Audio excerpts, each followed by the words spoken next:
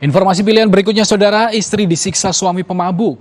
Tak tahan kerap disiksa suami pemabuk, seorang perempuan di Makassar, Sulawesi Selatan nekat meminum racun serangga. Namun aksi itu berhasil dicegah dan korban tengah mendapatkan pendampingan trauma. Tekanan batin berkepanjangan, Marianti nekat hendak mengakhiri hidup dengan meminum racun serangga. Namun aksinya itu berhasil dicegah oleh warga yang langsung membantu Marianti menuju ke rumah sakit. Apalagi kondisi korban sudah tak sadarkan diri. Tindakan Marianti tak dapat dibenarkan. Namun dirinya mengaku tak sanggup menghadapi siksaan dari sang suami yang kerap melakukan kekerasan dalam rumah tangga. Pelaku yang doyan mabuk-mabukan seringkali menjadikan Marianti sasaran pemukulan.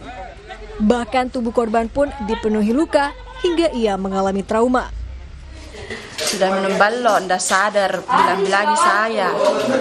Bilang-bilangi, jadi saya Tommy kerasa capek, mak juga dibilang-bilangi teriak sampai saya bawa parang, buru dia pak. Buru sampai di situ dia juga ambil balok-balok, saling memukul mak. Akhirnya terjadi seperti ini.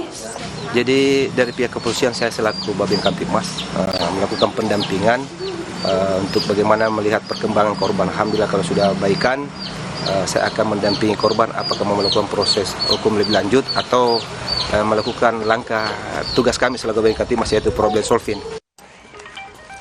Meski kondisi Marianti membaik, namun ia harus mendapatkan pendampingan trauma untuk pemulihan mental.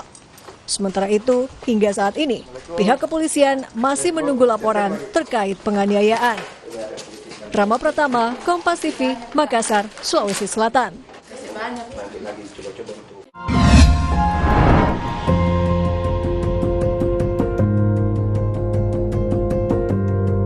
Kompas TV, Rumah Pemilu.